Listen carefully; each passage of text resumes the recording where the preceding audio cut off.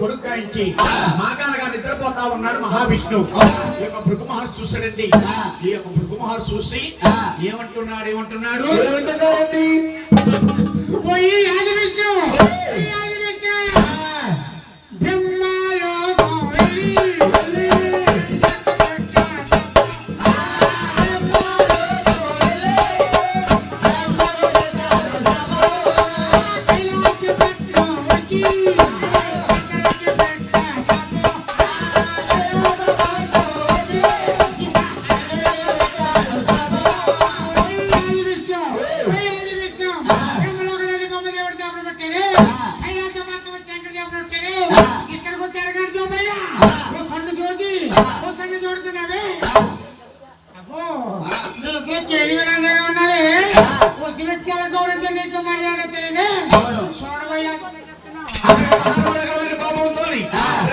మహానుభావుడు భృగు మహర్షి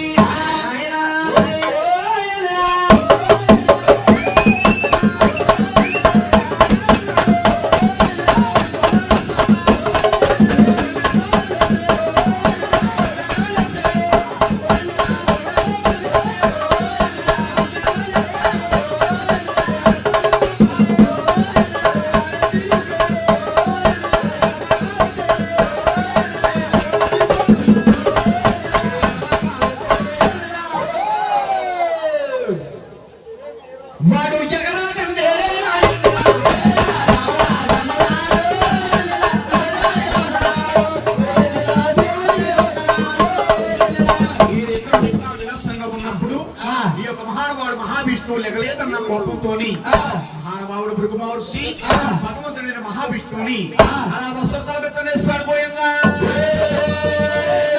భగవంతుడు బాధపడ్డాడా? బాధపడలేదట. భృగు మహర్షిని శాశ్వతాల మీద కూర్చుండి పెట్టి ఆయన ఈ మహావిష్ణువు కింద కూర్చుని ఈ భృగు మహర్షి పాదాలు పడుతున్నాడట. ఎలా పడుతున్నాడా ఆయన